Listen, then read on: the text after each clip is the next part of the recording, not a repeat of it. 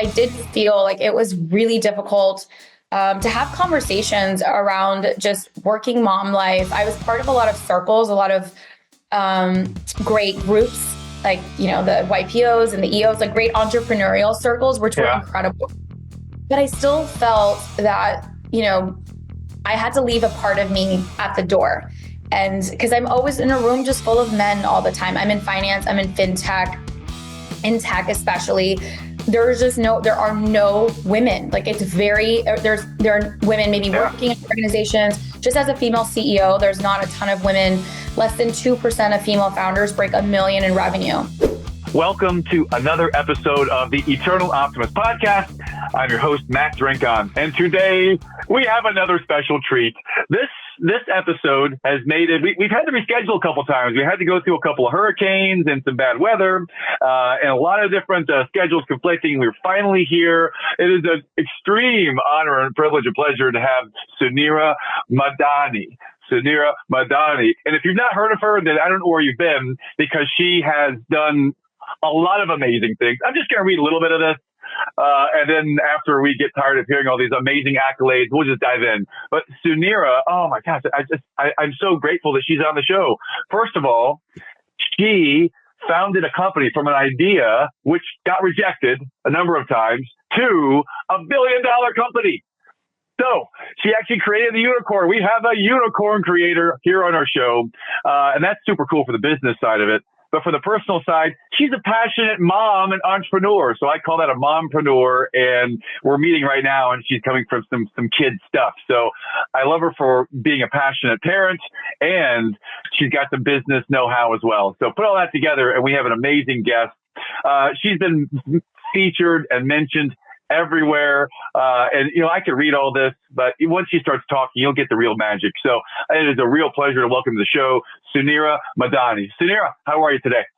I'm doing excellent, Matt. I'm so excited to be here. And yes, a few hurricanes kept us apart, but everything's good. Everything's safe. And I'm so excited to talk to your audience today and get a chance to talk to you. Yes. Real pleasure. And let's dive in, shall we? So could you give us, Suneera, just a few bullet points, your origin story, just give us some context and background before we dive in a little bit deeper, please. Yeah. So my background, I am a daughter of immigrants. I like to start there. I grew up in Dallas, Texas. So my hometown is Dallas, Texas, but I'm of Pakistani origin. I grew up with the most fun, crazy family. We moved around a ton. My parents were small business owners. So I kind of have always been in business my entire life without knowing it. I was the first person in my family to graduate college. I went to University of Florida because we ended up moving to Florida when I was 16 years old. And because I had moved around a ton, I lived in Dallas, I lived in Karachi, I lived in in Orlando. And so I went to 10 different schools in 12 years. So it was wild when I said that out loud. Yes. And I wouldn't change any of it. It's like what's made me who I am today. So, but it made me really close to my family, of course. And when I went to University of Florida, when I came back, I was like, I'm not leaving Orlando. So it just kind of, I was like, I'm going to stay put. This is where I'm going to be. So I've been actually in Orlando for 22 plus years. So I have not moved since then. Nice. And post-college, I went down the corporate path. I was actually a finance major, finance and marketing, and probably one of the only women in my finance program at the college. And I did business administration, I did finance, and my dream was to be a trader. Like my dream was to be a stocks trader. I don't know. I just wanted to be in finance and in the markets. And I post-graduating, I actually graduated during the last recession. So it was 2009, and there were no finance jobs that were available at the time. And I was fortunate enough to, with I was summa cum laude. I was like super all-star overachiever in college, did all the study abroads, I had 1 million internships. And so I ended up working for a finance company. So I had two different corporate positions in payments. Okay. So it was adjacent enough. I was able to use my degree, and I went down this corporate path, and I wanted to be in corporate America because I saw my parents struggle firsthand in entrepreneurship, right? Like you bring home the stress, it's ups and downs, and we really experienced that as a family. And I wanted the opposite path. I wanted a steady paycheck. I wanted 401k, and insurance, and all those things. And what's really funny is like 3 years into corporate path, I started to become that noisy employees, where I was constantly challenged. Oh, yeah. Why is this done this way? We have, I just saw so much opportunity for my industry, and particularly at that time, I was in payments. So this is 2010, 11. So almost 15 years ago. It doesn't seem that long ago, but we've become so cashless as a society. But at that time, we're probably about 70% credit card in our wallet and 30% cash is what we used. I mean, now it's 90+%. I don't even remember the last time I carried cash. Like I have to remember to carry cash for tip and for valet and for other things, but it's not something that we think about anymore. And so payments and the future of technology was evolving, and I saw an opportunity for, and I grew up in small business, but the way that payment processing was, was the technology around it, the customer experience around it just wasn't at par. And I had this idea. I got stuck in a Texas snowstorm. So I was visiting my grandma in Dallas, and I literally. Yeah, my parents lived I have a ton of family in Texas, a ton of family in Dallas. So I was visiting my grandma, and yes, Texas does have snowstorms. This is true. So yeah. And I get stuck in Texas, and I'm rerouting my subscriptions. Like I'm like 23 years old, and I have like a bark box for my dog. I've got my jewelry subscription, this subscription box. And I'm like, well, why isn't there a subscription for payments? Like this is going to be the future of subscription economy instead of this commoditized way that the pricing model works. Why don't we just do a flat monthly subscription for, unlimited processing and charge on a subscription model? And I'm like, this is really unique. So I start Googling and do what most first entrepreneurs do. It's like, go see if it's out there. And I was shocked to see that there just wasn't a product like this. So I changed my flight, and I get a meeting with my C-suite, and they were headquartered in Houston. And I end up going to Houston to go pitch this, like literally the best business plan I've ever put together, not for myself, but I was so excited to bring something innovative to the company, to maybe lead something, to get time with leadership. And I go in and I do this presentation on launching a subscription-based payment processing unit where we're really differentiated. And then we're going to bring awesome technology because there's so many transactions or data. Like that's what's coming in that black box. It's data. And I'm like, how can we use that data? And we can charge the SaaS subscription, not for payments, but for for software, and bring them awesome analytics, awesome software. And the idea got rejected, and I was pretty much laughed out of the boardroom. I was super young, inexperienced, but it was like, little girl, we appreciate your ideas. We're not going to be investing in why would we do this? Why would we want to give up 40% margin? Why would we want to invest in technology? Like, that's not what we need to do. This is how the industry is done. It's commoditized, and we're just going to take a take rate. That's just how it's never going to change. So I fly back home, and I was so disappointed. And I come home and I have family dinner. That would just happen to be that Sunday that I was flying back. So I'm at my parents' house, and my father looks to me and he's like, Sonny, that's my childhood nickname. He's like, well, why don't you go start the payments company? And I'm like, Dad, where do I go find Mr. Visa? Like, how do you go start a network? Like, I don't know how to go get my licenses with Visa, MasterCard, and to do all of this. And he's like, you'll figure it out. And if you don't, you'll get another job. And it was the first time that I ever even thought to myself to say, wait, why not go try something wild and crazy? Yeah. And so I quit my job. Wow. I don't know if this would have been my story now, 15 years later, because I'm in a different place in my life. I'm a mother. I have responsibilities. But when you're 25, you can take the risk. I took the risk and I moved back in with mom and dad. And I was like, okay, I'm going to give it 6 months. And that's the story or origin story of how Stacks, my first company, got started. And from there, I started the business. I got registered with Visa, MasterCard. All of the things started to fall in place. And the first year in business, we did 5 million in payments on my network. Within first 5 years, we did 5 billion. And at year 10, we did 40 billion in payments. We had 40,000 customers on our platform, 400 plus employees. We scaled the company from zero. And I say we, who was also at the dinner table was my brother. He ended up quitting his job too. And we both ended up co-founding the business together. And we scaled it from just that idea to literally Florida's first $1 billion exit. We raised 250 million in venture capital. Every stage along the way, we did it. And in 2021, so that journey started, we got registered with Visa, MasterCard. It was 2013. And 2022, I exited as CEO after the second sale of the company. So we sold to private equity. It was north of $1 billion. No, I did not take home the whole.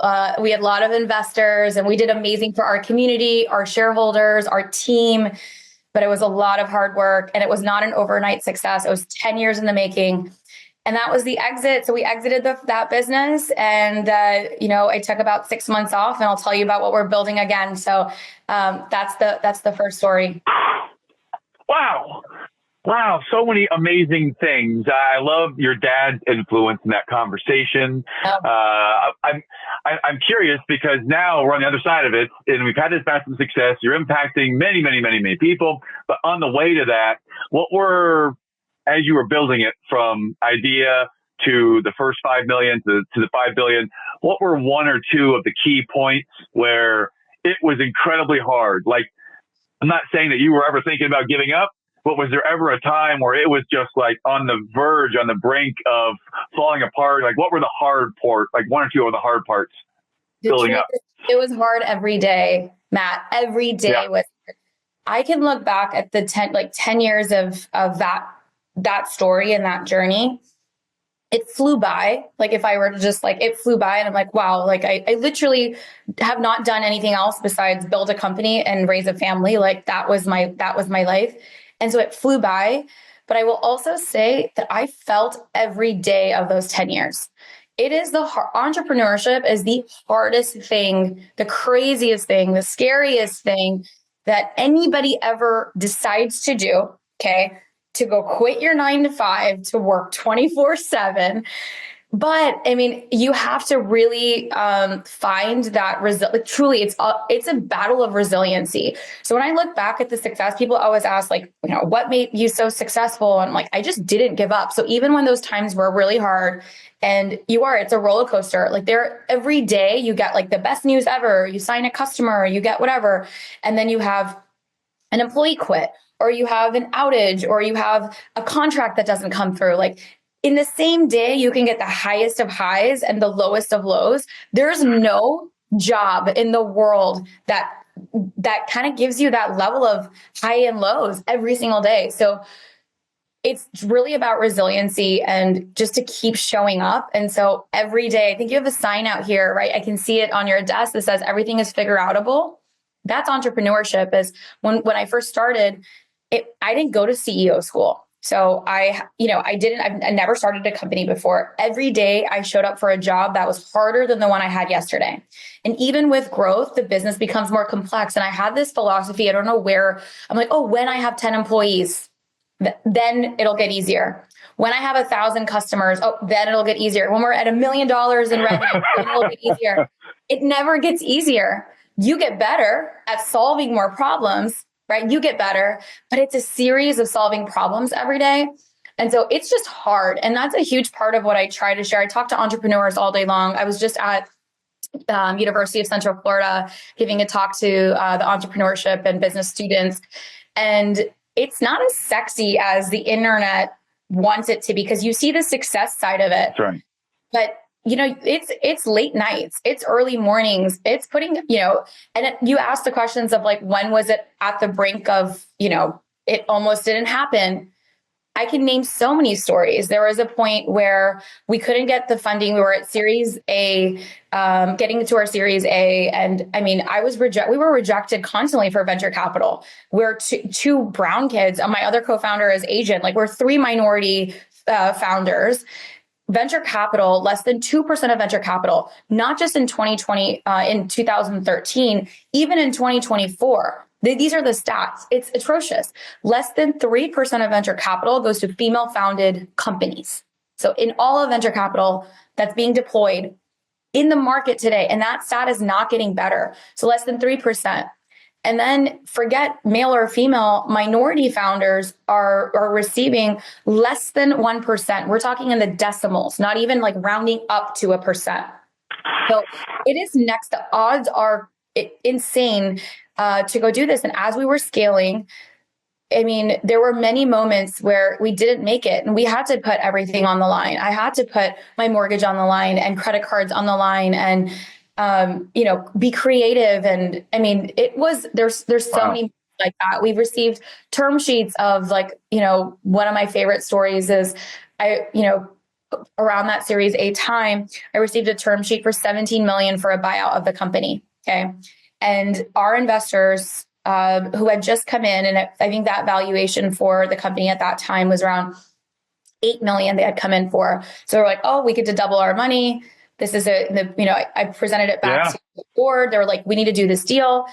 And I was like, no, we're not going to, I didn't love the buyer on the other side. I met with them and I just had all these red flags and I'm like, this is not the home for us. You just invested we're going to go do this next big chunk of growth. You're already willing to throw in the flag for a little bit of cash.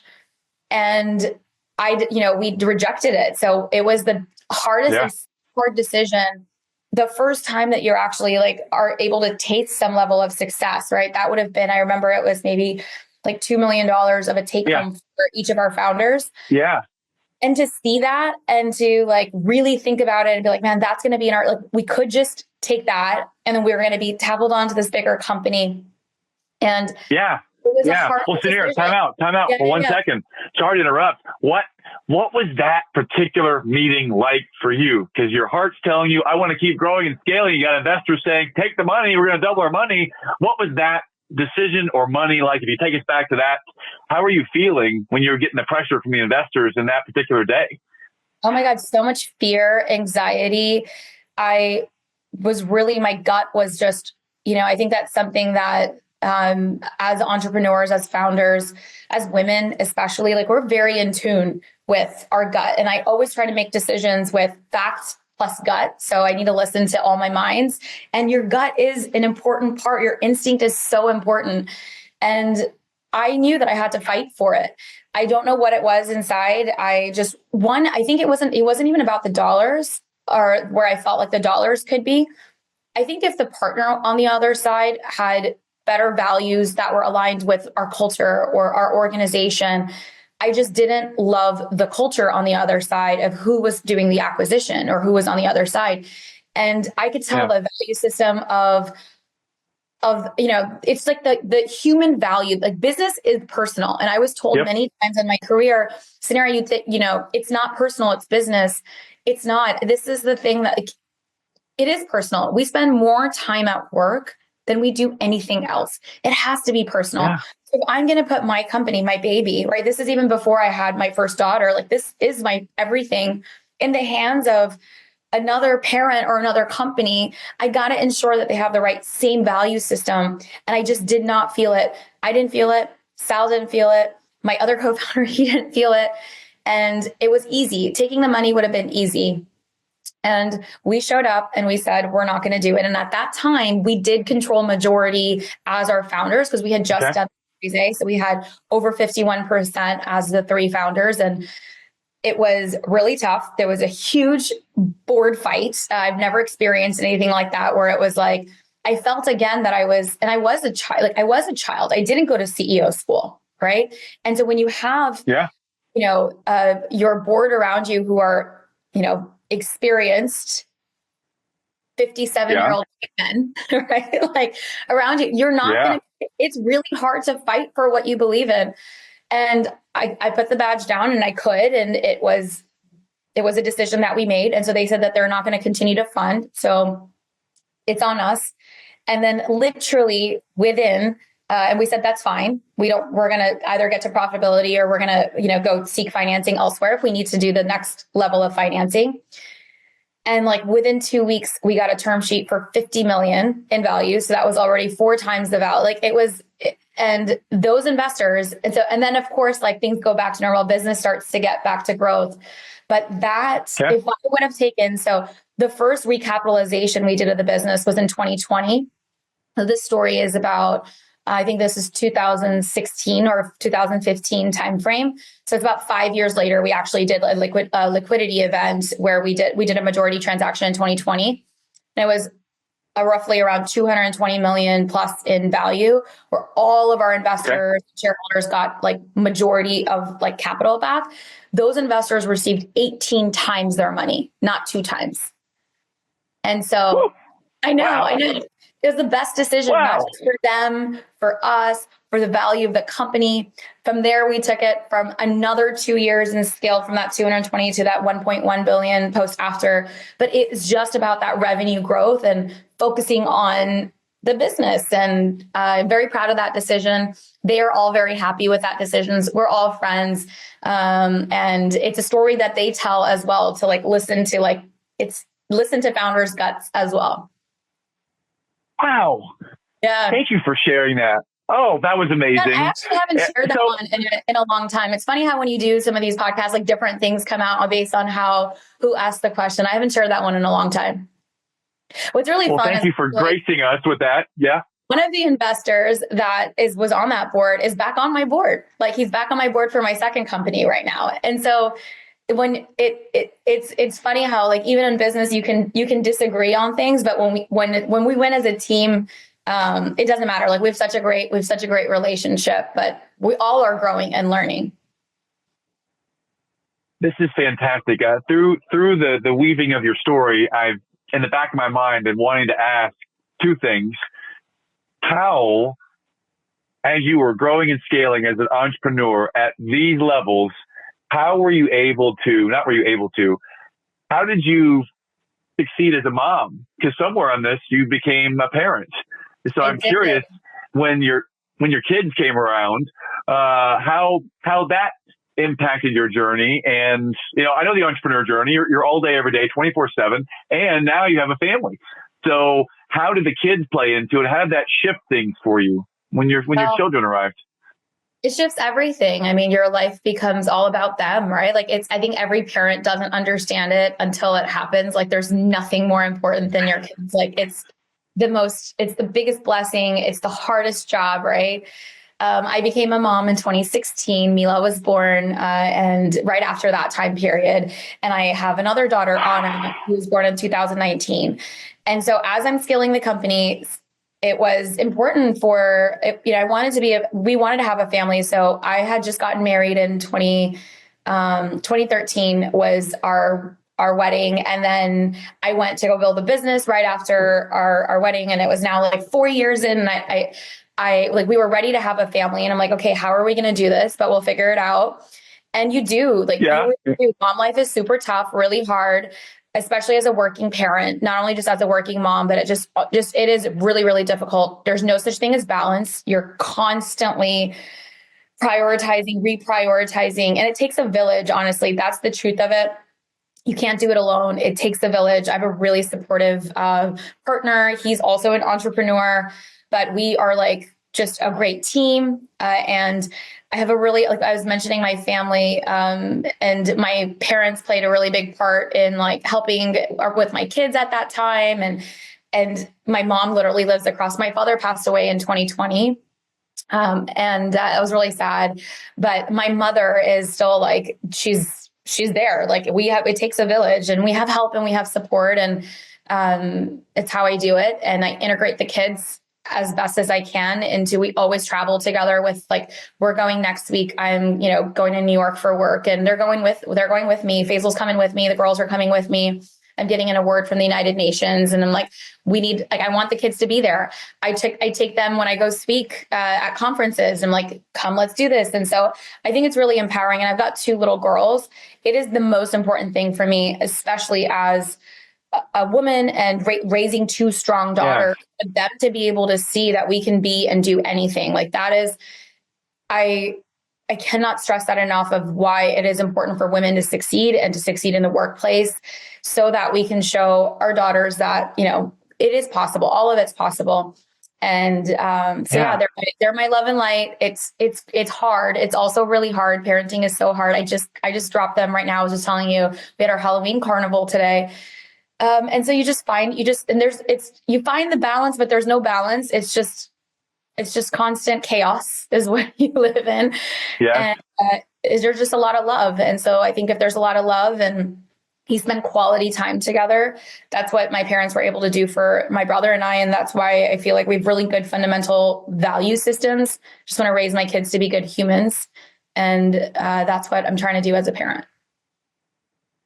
Well, I love the way you're modeling. I love your energy. I'm curious, just on a lighter note, what are you and your kids and your husband, what are you going to be for Halloween next week?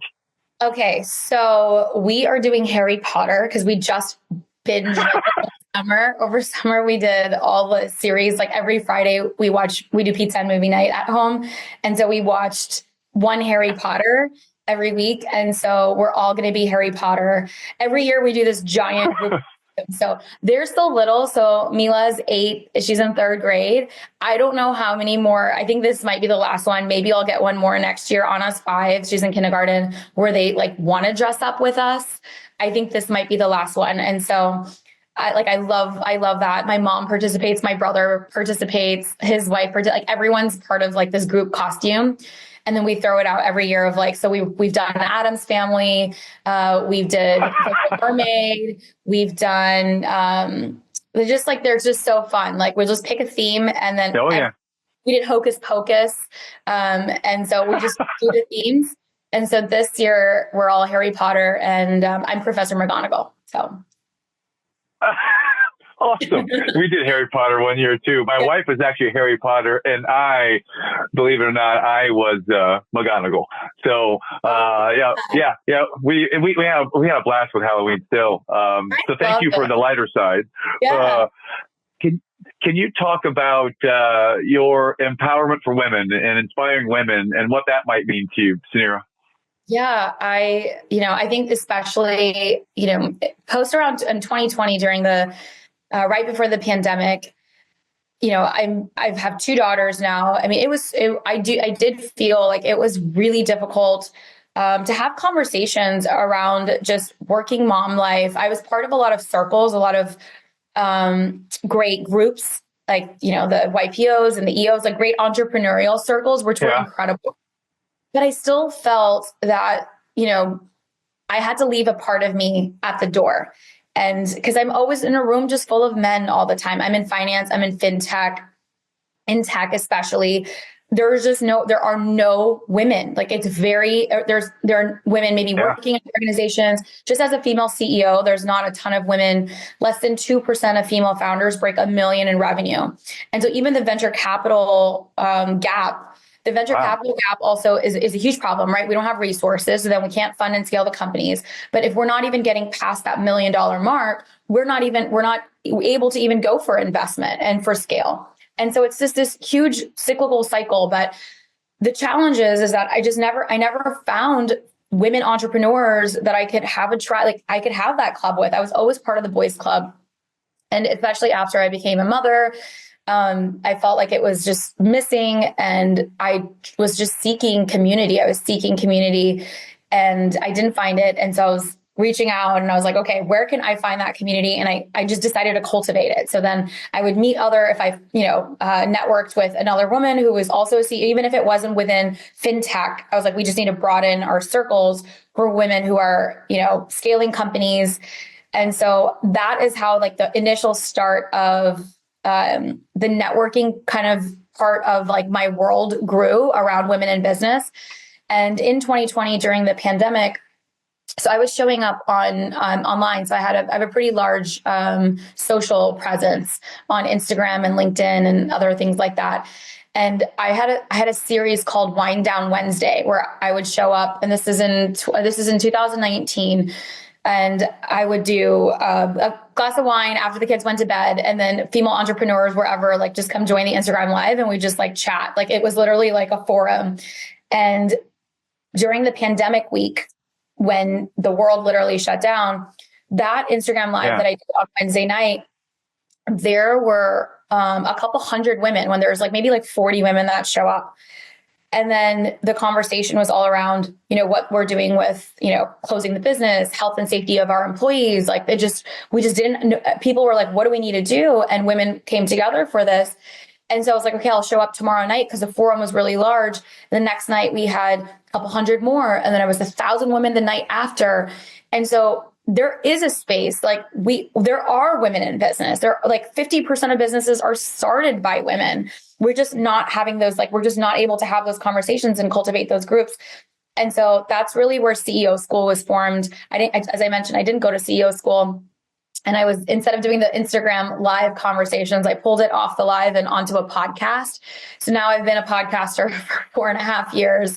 And it's really fun. I get to meet the most amazing people. And I interview women that have made it beyond this 2% mark, right? That have raised venture capital or that have crossed that $1 million mark, and real stories of women in business that we can learn from. And so it's called CEO School. It's a top podcast. We're over 2 million plus downloads. So you can find it on any of, wherever you're listening to The Eternal Optimist, you'll find CEO School. And so I've had a weekly show since 2020, and I support women in business in many ways. I've got the podcast. I started, we've got that the podcast turned into a community. So there was like over 1,000 women as part of just this entrepreneurial community. I speak at like every women's conference. Like, women in business is very important. I sit on many boards, I mentor. So this is kind of where I know I'm going to leave a big impact, or I'm trying to leave my impact on. Well, you've already impacted us and me, and thank you for this so far. Random question comes to mind here. How do you do it and stay so young and fit? Because I worked with a lot of CEOs who don't stay young and fit, and they just work themselves highly functioning workaholics. So you mentioned earlier that there may not be an exact balance. You're always just kind of going and doing something. But how do you do that? Like, what's your nutrition plan, exercise plan? Because you're young in vitality and fit. And how do you do all of that too, while being a mompreneur and running companies and being on boards? What's the secret there? I love answering this question because it wasn't the case before. So I actually, in 2022, but like right before I exited, I was at my worst health I had ever been in. So I'm 36 at that time, or 35 at that time, super young. I think I'm healthy. So I'm not overweight, but just not, still not at the right BMI. I hadn't gone to the doctor in years because I was living that life. Like scaling a company. I mean, we were 100 million plus in revenue, 400 plus employees. I was every other night, I'm at a work dinner, work event. Either I'm recruiting, either I'm speaking, I'm with the board, I'm with investors, I'm fundraising for the next thing. Like, I'm constantly traveling. Mom life is hard. Like, there is not balance there. So for me and I was working, I had a personal trainer. I would have to get up at 5 a.m. to go do my workouts. But I actually ended up doing, the first time that I actually got my health report card was actually because I needed to we were like switching providers, and it was for our key man life insurance, or like key man policies for the company. And so I actually had to go to the doctor for work. Okay. Because they needed to make sure that I was healthy, or what was my insurance policy for the company. And so I was forced to actually go to the doctor. I get my report card back, and I am 35 years old, but I have high cholesterol, I have high cortisol, I have my BMI is off. Like, everything was just like, and I was ignoring it. Like, I really thought I was healthy. Like, I really thought I was healthy and doing the right things because I'm working out. I try to make good decisions, but even at all of these dinners, like, you're drinking wine, eating steak, like, it's just, it was my lifestyle, even in the stress of CEO life. And that was it. I like saw that report card, and I had mentioned, and this was 2021, my father had passed away the year before from a heart attack, and he was 57. So very young. He had a heart attack at a very young age. And it was a real big wake up call to see your report card. And you're like, man, this is what I'm doing to myself because I haven't prioritized me. And it wasn't my fault, right? I don't blame her. I don't look back, and I'm building the company. I have, my kids are so young. Like, I'm doing what I can, but it was a big wake up call. And that's when I actually decided that it was time for me to quit my job. And it was time for me to I wasn't going to have the time. And that was like the big moment for me to say, it's been 10 years. It's time for me to exit as CEO. And I started to put in the work to exit. And I was out of there within a year. And I focused literally my entire mindset around getting, focused on my mental health, which includes meditation and bringing my cortisol down. My routine, I've lost 15 pounds over, so from that point, which isn't a ton, but I'm 5 feet tall, so it made a huge difference. And I feel better. I started focusing on my workouts shifted. So I was doing Pilates and strength training. So I was focusing on building muscle versus just getting cardio done, or versus even the HIIT workouts. Okay.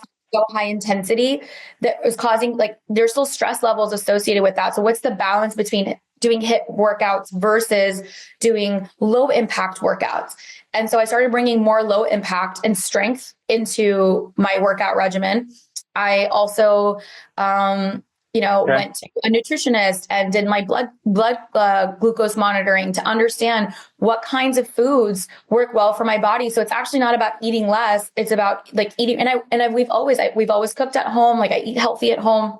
But I was actually skipping carbs because I wouldn't eat all day. I'd have a salad for lunch. So when I come home, I was pretty much deprived of calories. And so I didn't know what I was consuming most of my foods at night versus shifting the balance to say, here's how my body functions. And I should have a nutritious breakfast that's balanced with a carb, with a protein. So for me, it was just taking the time to understand, and everybody's different. Every person's different. So what I recommend for all of us is just to slow down and understand what's happening inside, and then build a plan for that. And it takes time. There's no overnight piece of it. I started focusing on just putting myself first every day and just putting movement in every day. And now I'm 2 years into this really awesome spirit, mind, body journey. And it's a priority. It's the first thing that I focus on now. I'm taking care of myself so that I can be a great CEO, so that I can be an incredible mother. And that shifted. It used to be so much guilt when I took away time to do that. And so we just really incorporated and my husband's always been into fitness. And he works out every day. And so it's why is it that dad does it? But if mom does it, mom needs to feel guilty about it. So it's all mindset, shifting that mindset. And I did. I left, exited Stacks and took about 6 months off. And we've started another company. It's called Worth. And I'm building another fintech, which now I'm doing from a different place of experience. It's still me and my brother again. So we restarted, and we're building the business credit score. So something that was completely missing in our world in financial institutions. Everything's based on our personal credit. It's a deterrent of our financial health as consumers. But in B2B and in financial services, there is no standardization of business credit. There just isn't. And so we've created a platform for onboarding for financial institutions it's really incredible. So it's onboarding workflow automation, which is very fancy terms for just, how a bank onboards a customer and is able to determine their credit worth, but very quickly. And for the small business to have transparency into their business credit score, how can they improve upon their credit worth? And so we're back at it again with a really big mission. Women and people of color are also left out of lines of credit funding. I couldn't receive funding for my business, forget venture capital, even on lines of credit. And opening up a business credit card, opening up a business bank account it's so difficult. Like we need so many steps. There's so much, there's so much noise in the B2B space versus like, if I want to open up, like I open my phone and I want a personal credit card on Apple, I can do it on my phone immediately and go walk to a coffee shop and have a coffee. Within 5 minutes, I'm credit approved. I can walk down and I can take a transaction. Wow. In financial on the business side, it's still so outdated. And so we're focused on that automation of it, that consumerization of how it is in our personal world or our consumer world, bringing that to the financial ecosystem. Because now we've experienced it. We were a financial institution. We're also small business owners. And it needs to be a lot simpler and transparent as well. So we're back at building. And this time I can go in with like so much clarity of mind, just like this. I think you can even feel that energy. Like there's nothing frantic. Yeah. It's not stressful. Of course, business is going to be hard, but we're choosing what the hard is, but life is really beautiful. And that's the key. So it's about the journey, and I'm really excited to be on it again. And now this time coming from a place of experience. Wow. I'm so glad that we paused on this one, because I see so many entrepreneurs run themselves in the ground. I mean, my tagline for what I do for a living is I coach recovering perfectionists and highly functioning workaholics, to grow and scale. And it feels like you did all the growing and scaling in the business and starting a family, and you made it through the first time. And then you made that shift to focus on you, and you're even a more energized and healthier version of you. You're a force. I wonder if you go back to your first experience getting rejected in the boardroom so many times as you were making stacks into reality, are you still finding some of those same barriers as a woman, as a person of color, or because of your reputation, doors are now open and everyone wants you? Is that the way it is now? Yes, yeah. It is. It's actually very interesting. We built and scaled. We're the first unicorns out of Florida. We have credibility. We built it, we sold it, we've done all the things now. And so the proof is there.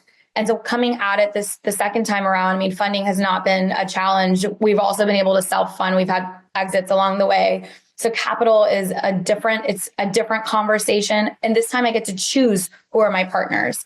And so the first time around, it was, I'm pitching to everyone and I'm just waiting for somebody to take a chance. This time around, I'm ensuring that my cap table looks different. The partners that I want at the table, I've invited back those that I loved to work with. So we still have incredible investors that did take a bet on us, that even though there's probably more unique strategics that we could be bringing to the table, bigger names that we could be bringing to the table, business is personal. I want to ensure that the people that took a chance on me that first time around get an opportunity to bet again. And because I know we're going to go do it amazing and go return amazing capital again. And so you get to do it from a different place. However, it shouldn't be the case. Women don't have to go, it shouldn't have been that I have to go build $1 billion business to go get that level of credibility. And so there's still a lot that needs to shift, but it's definitely second time around. There are things that are harder in a different way. And there's things that I feel like I'm 5 years already into the business within year one. Wow. Amazing story.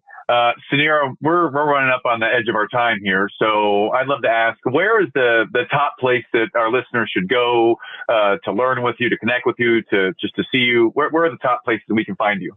Yeah, just go to social media. I'm online on Instagram is a great place to find me. On LinkedIn is also a great place to find me.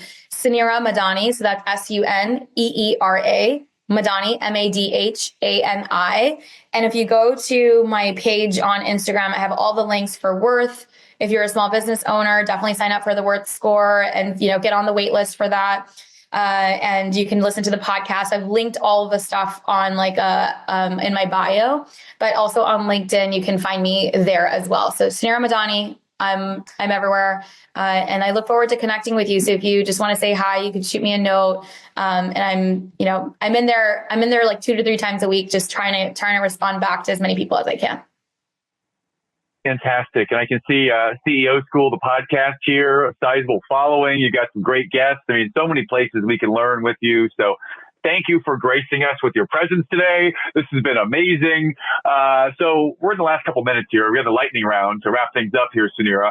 So if there were a book or two that you've consumed that you've had an impact in your life, what might be a one or two recommendations of a book for our audience?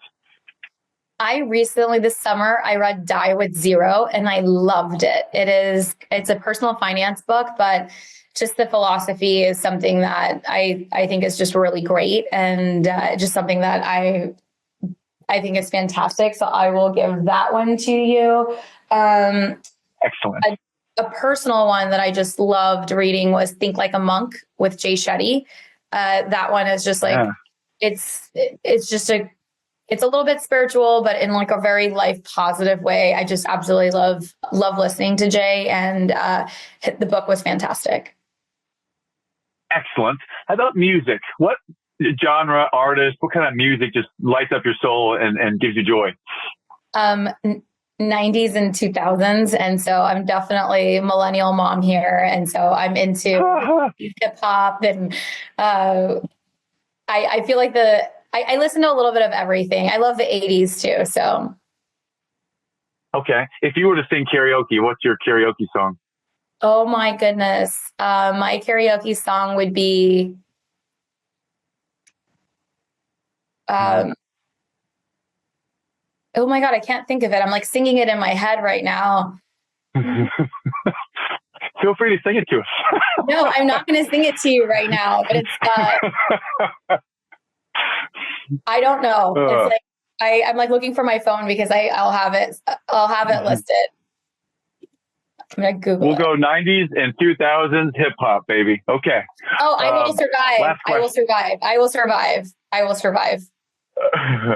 Oh man, I love that song too. Good. Okay. Suneera, last question. You have the last word. This is the Eternal Optimist podcast. When I say eternal optimist, what might that mean to you? Forever positive.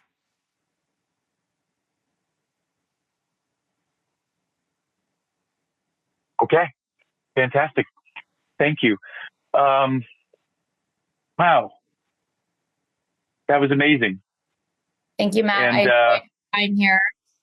I appreciate you. Uh-oh. I made a mistake. What'd you do? I'm looking up here, and this thing has been recording the whole time, and I see that recording the entire time. It's not, it's, oh, Suneera. You have a recorder in the room, and I mistakenly saw that as my recorder. I don't have a recorder. It's not my recorder. No, the podcast team that pitches you put a recorder in my room, and since I don't record on Zoom, I'm now seeing it, and I thought it was my recorder. So Sam from Pod Pro Max just recorded this, but I did not hit record because I thought that was my recorder. So I'll reach out to him and sort that out, and I'll get his recording, and we'll use that because that does record all of it. Because I use read.ai as well. So we have the recording, just he has it. So I'm going to email him. So okay, good. Okay, good. Are you sure? Because it says, I see the little red recording. It's not my recorder. It's read.ai. Yeah. I use the same one, but that's from the Pod Pro Max company, the one that pitched you to me. So I'll email Sam and get that, because I use that for all my coaching calls. So it records everything and everything. Okay, good. Okay, let me know. Let me know. That was really good. Yeah. Okay. Anything I can do for you? Any connections, other shows, anything I can do to serve you?